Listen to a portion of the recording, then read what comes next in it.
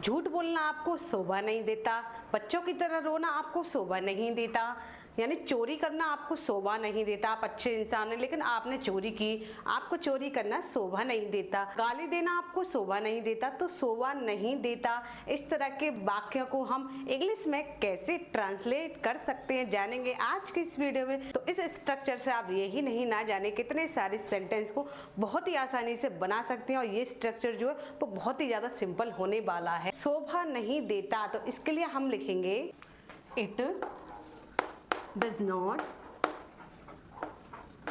it doesn't suit, यानी आपको suit नहीं करता या शोभा नहीं देता, plus subject plus to plus object.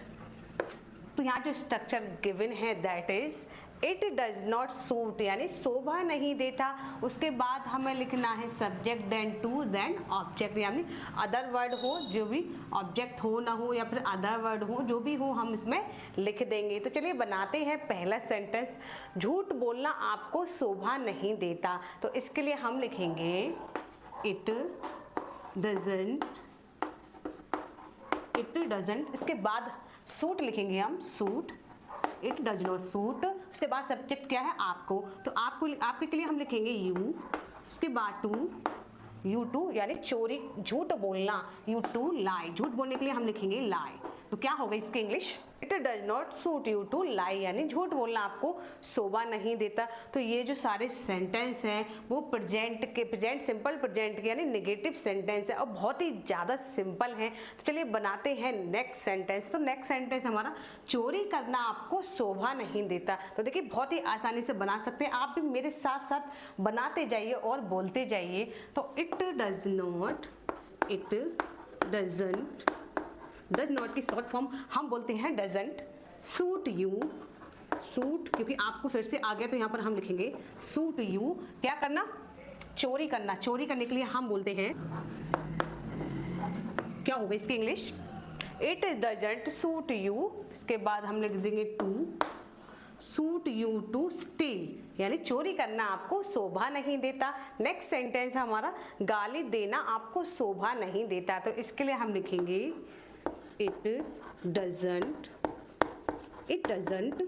Suit, यानी आपको सूट नहीं करता या फिर शोभा नहीं देता। उसके बाद लिखेंगे हम यू टू, क्या करना, शोभा नहीं देता, गाली देना। तो गाली देने की इंग्लिश हम लिखते हैं अब्यूज, क्या लिखते हैं अब्यूज। तो इसकी इंग्लिश हो गई it doesn't suit you to abuse. तो देखा आपने बहुत ही ज़्यादा सिंपल स्ट्रक्चर है और इसके थ्रू हम बहुत ही यानी इसी तरह के बहुत सारे सेंटेंस को क्रिएट कर सकते हैं और अपनी इंग्लिश को भी अच्छे से इम्प्रूव कर सकते हैं। नाउ नेक्स्ट सेंटेंस इज चुगली करना आपको शोभा नहीं देता। तो इसके लिए हम लिखेंगे इट